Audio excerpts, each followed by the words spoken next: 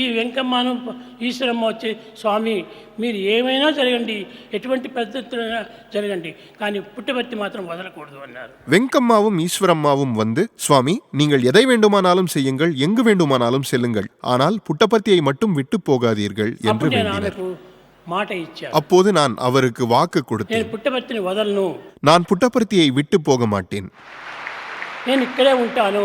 நான் இங்கேயே இருப்பேன். ఈ విధమైన ప్రమాణం చేయటం చేతనే నేను ఈనాటి వరకు పుట్టపర్తి వదలలేదు. இவ்விதமாக வாக்கு கொடுத்ததால் நான் இன்று வரையிலும் புட்டபர்த்தியை விட்டு போகவில்லை. ఎవరైనా సరే ఇక్కడికి రావాల్సిందే, కానీ నేను ఎక్కడికి పోయి స్థిరంగా నివాసం చేసేది. யாராக இருந்தாலும் சரி, இங்குதான் வர வேண்டும்.